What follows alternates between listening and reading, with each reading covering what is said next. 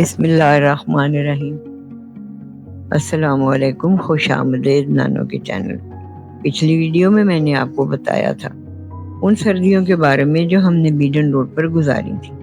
آج کی کہانی اسی سفر کا اگلا باب ہے۔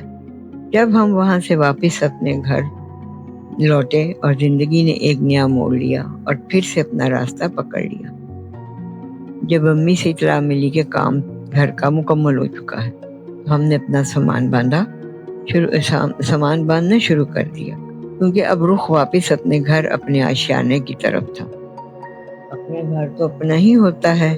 جیسے ہی واپس آئے سب کچھ اپنی جگہ پر محسوس ہوا۔ لگتا تھا جیسے گھر بھی انتظار کر رہا تھا کہ ہم واپس آئیں۔ ہر کونے سے پرانی یادوں کی خوشبو آنے لگی اور دل کو جیسے سکون ملا۔ سردیاں گزر چکی تھی لیکن ان کا احساس ابھی بھی ساتھ تھا۔ وقت نے پھر سے اپنی رفتار سنبھال لی۔ زندگی پھر سے معمول پر آ گئی۔ اسکول واپس شروع ہوا اور ساتھ ہی دینی تعلیم بھی جاری رہی۔ اسی دور میں لڑکیوں کو تعلیم کے ساتھ ہنر، محنت کا سبق دیا جاتا تھا۔ سلائی، کڑھائی اور کھانے پکانے کا ہنر، یہ سب ایک ضروری حصہ تھا۔ گھر کی صفائی، گھر کو سجانا اور گھر کے کونے خطروں کی حفاظت کرنی دیکھنا۔ امی کہتی تھی لڑکی کے ہاتھ میں یہ ہنر ہونا چاہیے، یہ زندگی کا سہارا ہے۔ اور ہم بچے بھی ان باتوں کو چپ چاپ سمجھنے لگے۔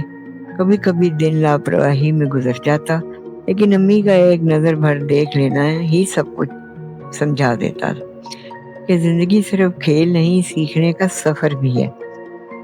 اس وقت ایک کتاب بہت مشہور تھی، میرات العروس۔ اس میں اکبری اور اصغری کی کہانی تھی۔ یہ دو بہنیں تھیں مگر ان کی سوچ بالکل مختلف۔ ایک چھوٹی تھی، ایک بڑی تھی۔ ایک بہن سمجھدار تھی، ایک بہن ذرا سیدھے لفظوں میں اگر کہا جائے تو تھوڑی عقل سے پیدل تھی اور محنتی بھی تھی۔ یہ کتاب صرف پڑھنے کے لیے نہیں تھی، اس میں زندگی سمجھنے کے لیے بڑے سبق تھے۔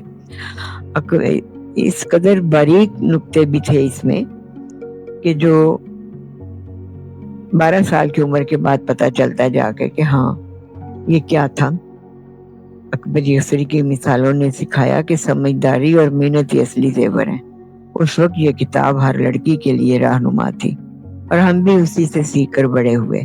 اب وقت تھا مڈل کلاس میں آنے کا، نزدیک پڑھائی بڑھ رہی تھی اور ساتھ ہی ساتھ زندگی بھی تھوڑی مشکل ہوتی جا رہی تھی، لیکن یہی تو زندگی کا حصہ تھا۔ ہر نئی کلاس، ہر نئی ذمہ داری، ہر نئی سمجھ۔ وقت گزرتا گیا اور ہم اپنی پڑھائی اور روزمرہ کی زندگی میں کھو گئے، لیکن میرات العروس کے سبق دل میں بس گئے۔ سمجھداری، محنت، سچائی اور انسانیت کا احساس۔ آج جب پیچھے مڑ کر دیکھتی ہوں تو لگتا ہے وہ کتاب صرف لکھی نہیں گئی تھی، وہ زندگی سکھاتی تھی۔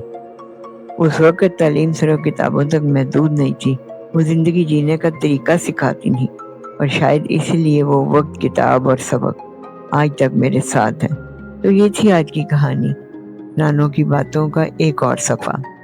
اگر آپ نے میرات العروس پڑھی ہے یا ایسی کوئی بات اپنی نانوں سے سنی ہو تو کمنٹ میں لکھیے گا، میں انتظار کروں گی۔ اور نرمی سے مسکرائیے گا اور دل میں تھوڑی سی جگہ نانوں کی باتوں کے لیے رکھیے گا۔ خدا حافظ۔